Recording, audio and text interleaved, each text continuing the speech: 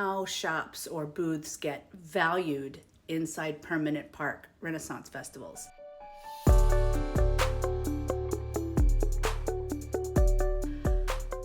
When you build a shop, you build it as a calculated risk that you're going to have great sales out of that location at that show for whatever number of years, and that you're then going to be able to sell it for more than you spent buying it or building it or buying it, and that's your motivation for doing maintenance on it. Because just like in the real world, a basic booth pricing valuation is going to be assets minus liabilities. And so here's what it would cost to reproduce this booth, which after a window of time with inflation should be more than you spent building it, minus liabilities. Those liabilities being what repairs are necessary for this to still be a great shop. And that calculation is why people are like, got to get a fresh coat of paint on my shop, re-roofing every 25 years or so, or freshening things up, or putting in dressing rooms, whatever. Anyway, and that comes back to that there's a term that I use, which is I refer to a vendor's willing spend. Like, what are they comfortable spending on a show? Because it's not going to be more than they make in that show in a year. But it's going to be a number that they're comfortable with. And I'm obviously going to have to do another whole thing about willing spend and what mistakes festivals can make to screw up the willing spend of their own vendors. But that's another story. Right now, I want to talk about how to value a shop. So the baseline, if it's just a shop, it's assets minus liabilities, because you can't sell goodwill with just real estate. If you're selling a business, you get to tack on the value of the goodwill. Now, we think that goodwill is how many people come to this location.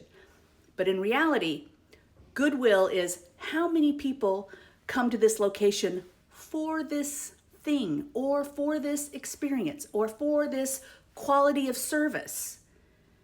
And so only when you're selling a whole business at a Renaissance fair do you get to add this arbitrary extra number. Because how many people walk in front of the shop,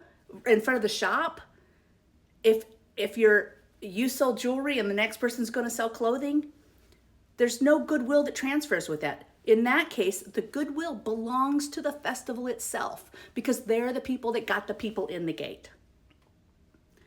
That doesn't mean that you can't have a bidding war and people be willing to pay more for your shop because there's more than one person vying to buy it, which is very true at multiple really strong shows. But in reality, with a business, you sell goodwill, and without a business, you sell a building. And whether a festival gets themselves into that conversation is up to the individual festival. Shows that let people get whatever they can get for their shops, they have a higher willing spend on the parts of their vendors. Their vendors are happy to keep spending money on their shops because they believe they're going to get it back. Parks that manipulate that or put caps on what they can ask are short-sighted because they're limiting the willing spend. They're possibly pricing a piece of construction, artificially lowering its price only to attract vendors who are going to have a lower willing spend because they couldn't really afford to be there. They could afford to be at a smaller show. They couldn't afford to be at this show. So it's complex, and it's actually a conversation more than it's a multiple direction conversation. But at shows where management has gotten into the politics of what people can charge for their shops, the willing spend of vendors has already started dropping, because I'm not going to spend money on someone else's real estate if I don't know that I can get it back. And the cost of construction has gone up dramatically. So if you were just looking at the building and what it would cost to produce it, that price is a lot more than it was 5 years ago. But that doesn't mean it's the wrong price. And I think I'll stop here, and I can do another one of these about when you're selling a business and how that tends to be valued.